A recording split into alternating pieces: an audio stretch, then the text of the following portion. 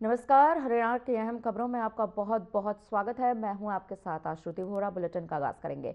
गणतंत्र दिवस के अवसर पर राज्यपाल प्रोफेसर असीम कुमार घोष ने राष्ट्रीय ध्वज फहराया। इस दौरान उन्होंने उपस्थित जनसमूह को संबोधित करते हुए संविधान की गरिमा, लोकतांत्रिक मूल्यों और राष्ट्रीय एकता पर बल दिया।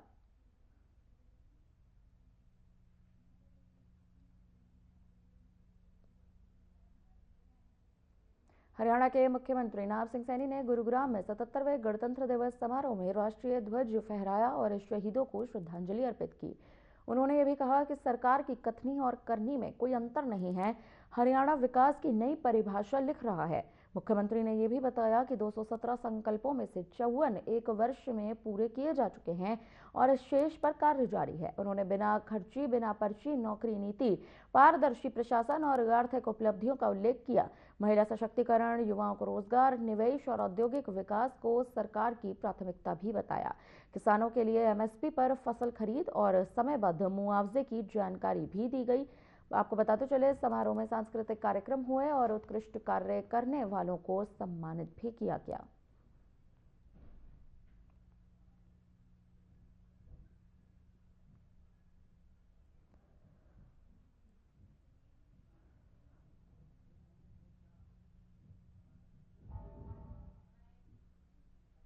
गणतंत्रता की गौरवशाली यात्रा के 77वें वर्ष में प्रवेश कर रहा है।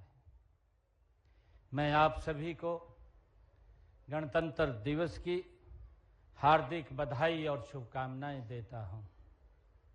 मैं राष्ट्र की सीमाओं के सजग प्रहरियों को भी गणतंत्र दिवस की हार्दिक बधाई देता हूं। आज के दिन हमें गणतंत्र के रूप में स्वशासन की सर्वोच्च शक्ति मिली थी।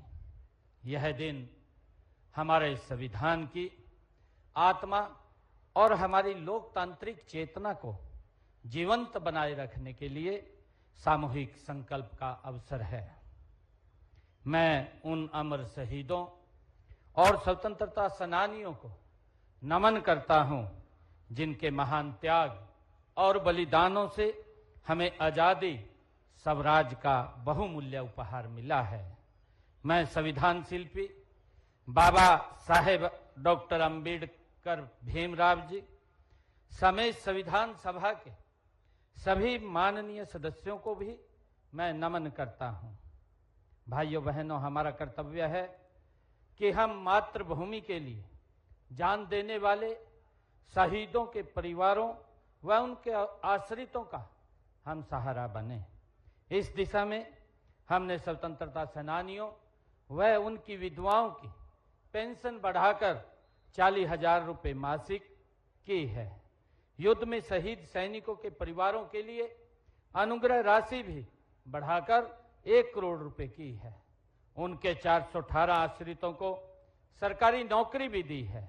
हमने अग्निवीरों को नौकरियों में 10% आरक्षण देने का निर्णय भी लिया है। हम आपातकाल के लोकतंत्र की सुरक्षा के लिए संघर्ष करने वाले लोकतंत्र सेनानियों को भी 20,000 रुपये मासिक पेंशन देते हैं। भाइयों बहनों, आज हम अपने राष्ट्र निर्माताओं, प्रतिभाशाली वैज्ञानिकों, अन्नदाता किसानों, मेहनतकश कामगारों के प्रति अपनी गहन कृतज्ञता व्यक्त करते हैं। उन्होंने अपनी प्रतिभा, साहस और मेहनत के बल पर भारत को दुनिया की बड़ी शक्ति के रूप में खड़ा कर दिया है। भाइयों बहनों, गणतंत्र दिवस हमें याद दिलाता है कि हमारा राष्ट्र अनेक गणों, धर्मों, भाषाओं, वेशभूषा, खान पान आदि को समेटे हुए है। विविधता में एकता का प्रतीक है। इस एकता को हमारे राष्ट्रगीत वंदे मातरम में सुंदर ढंग से पिरोया गया है। हमें गर्व है कि देश वंदे मातरम के 150 साल पूरे होने पर जश्न मना रहा है।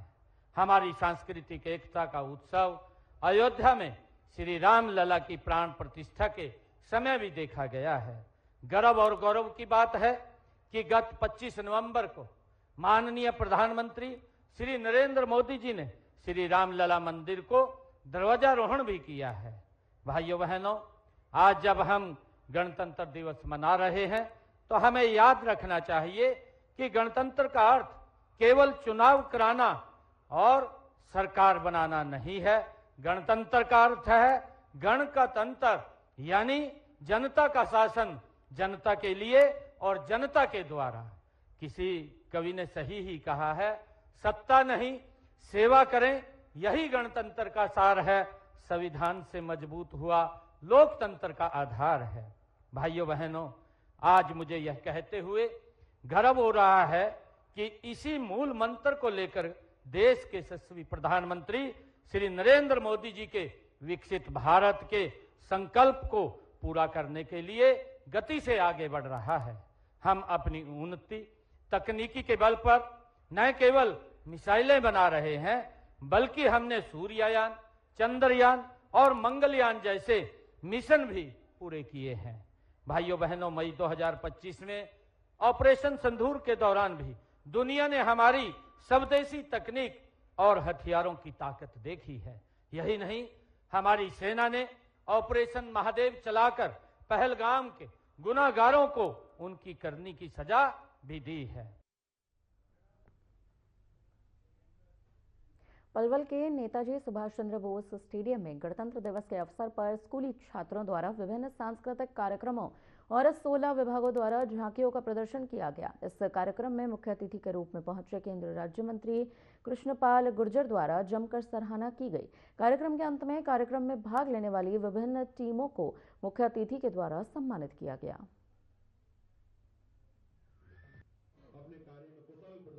देखिए, आज पूरे देश में 77वां गणतंत्र दिवस बड़ी धूमधाम से मनाया जा रहा है। उसी निमित्त आज जिला पलवल में भी जिला प्रशासन के द्वारा 77वां गणतंत्र दिवस बड़ी धूमधाम से मनाया गया। इन 77 सालों में देश ने बहुत तरक्की की है और आज का दिन खास तौर से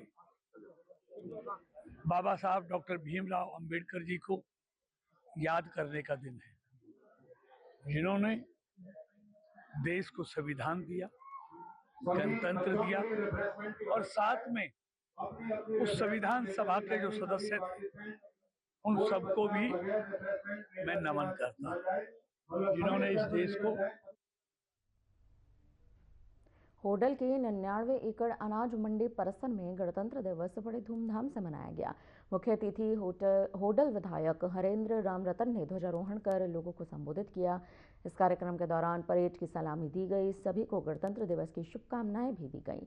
करीब 8 स्कूलों के छात्र छात्राओं ने देशभक्ति से जुड़े सांस्कृतिक कार्यक्रमों को प्रस्तुत किया। देशभक्ति गीतों और प्रस्तुतियों ने लोगों को भाव विभोर कर दिया।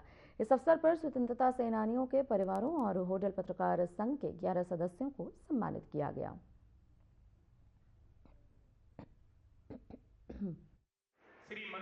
मैं संविधान निर्माता बाबा साहब भीमराव अंबेडकर सहित संविधान सभा के तमाम सदस्यों को नमन करता हूं।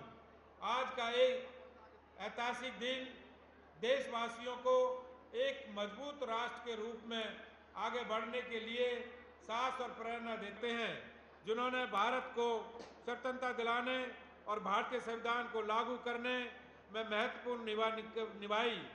इनकी बदौलत ही भारत आज एक गणराज्य कहलाता है।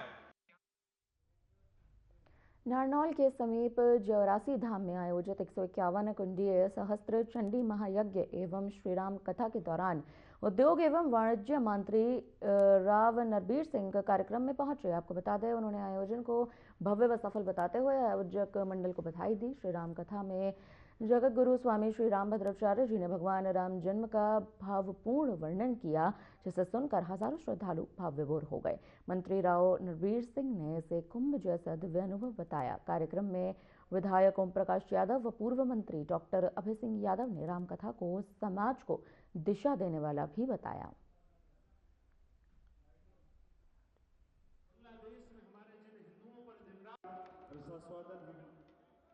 प्रोग्राम ये तो वास्तव में ना एक आस्था का सैलाब है। लोगों दूर दूर से लोग आ रहे हैं और धर्म के बारे में इतना महापर्व जो है ये महेंद्र जिले में मेरी याद में पहली बार हो रहा है और ये विशुद्ध रूप से धार्मिक आयोजन है।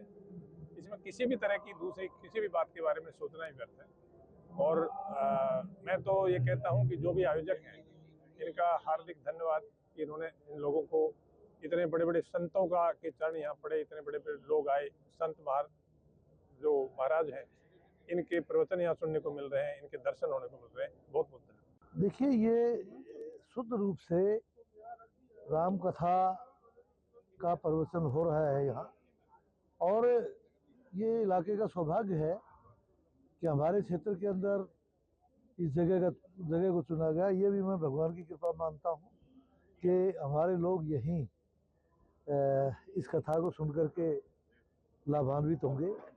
ये इलाके का सौभाग्य मानते हैं और कुछ लोग हर कोई भी अच्छा कार्य हो उसके अंदर कोई ना कोई अपवाद हुआ करता है, उड़ाने की कोशिश करते हैं कि भाई ये राजनीति से प्रेरित है, राजनीति करना चाहते हैं, राजनीति मानना चाहते हैं। तो ऐसा मुझे नहीं लगता कोई बात। विनीत जी जो आयोजक है वो इस क्षेत्र से संबंध नहीं रखते, इस क्षेत्र के रहने वाले नहीं हैं, तो वो राजनीति करनी होती तो वो अपने क्षेत्र जहाँ उनका हल्का पड़ता है, उनका गांव पड़ता है, उनकी वोट पड़ती है, जहाँ वो रह रहे हैं वो वहाँ करते इसका। रादौर की शास्त्री कॉलोनी में किराए के मकान में रह रहे एक प्रवासी श्रमिक का शव संदिग्ध परिस्थितियों में मकान की सीढ़ियों पर मिला। सूचना मिलते ही रादौर पुलिस मौके पर पहुंची, शव को कब्जे में ले लिया गया। जांच आखिरकार पुलिस ने शुरू कर दी है। मृतक की पहचान मोहम्मद जमशेद अली निवासी बिहार के रूप में हुई है, जो कुछ दिन पहले ही रादौर में एक फैक्ट्री में काम करने आया था। जांच अधिकारी संदीप कुमार ने बताया कि पड़ोसियों के अनुसार मृतक रात के समय शराब के नशे में सीढ़ियों पर ही सो गया था। प्रथम दृष्टया मौत का कारण जो है वो ठंड लगना माना जा रहा है। हालांकि वास्तविक कारणों का खुलासा पोस्टमार्टम रिपोर्ट आने के बाद ही हो सकता है। बस अभी एक सूचना प्राप्त हुई थी, एक डेड बॉडी पड़ी है शास्त्री कॉलोनी में। तो जो यहाँ हम मौके पर पहुंचे हैं, एक बंदा उसका पड़ोसी मिला है, जानकार है जिसका वो ये मरने वाले का नाम जमशेद अली है, जो बिहार का रहने वाला है। ये बता रहे हैं कि रात ये पेड़ियों पर बैठा हुआ दारू दूरू पी के ठंड लगने के कारण ऐसे हुआ। अभी वो तो प्राथमिक दृष्टि लग रही है। हाँ, वो बाकी पोस्टमार्टम कराया जाएगा, उसके बाद जैसी भी रिपोर्ट आएगी। कहाँ काम करता था कुछ पता लगा? ये अभी यही फैक्ट्री में काम करने के लिए था, अभी करना शुरू किया था इसने, 3-4 दिन हुए अभी आज। हाँ जी, 3-4 दिन। बस अभी इसका पोस्टमार्टम कराएंगे। भारत अपना 77वां गणतंत्र दिवस मना रहा था। इस अवसर पर हरियाणा के कैबिनेट मंत्री अनिल विज ने यमुनानगर में तिरंगा फहराया, जिसके उपरांत परेड का निरीक्षण कर सलामी भी ली गई।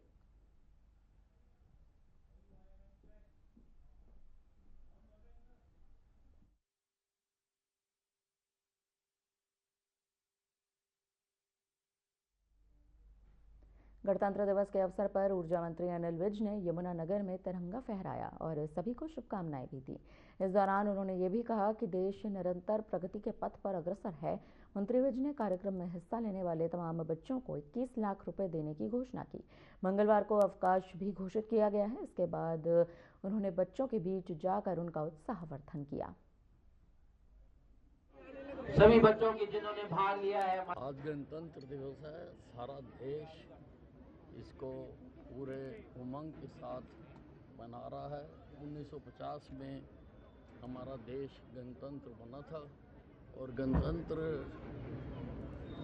बनने के बाद देश ने बहुत तरक्की की है, हर वर्ग ने तरक्की की है, सब तरफ समानता के साथ तरक्की की है और देश आगे बढ़ता जा रहा है।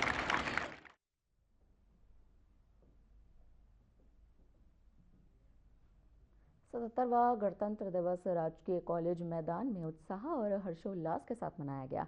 इस अवसर पर शिक्षा मंत्री महिपाल ढांडा ने राष्ट्रीय ध्वज फहराया और मार्च पास्ट की सलामी ली।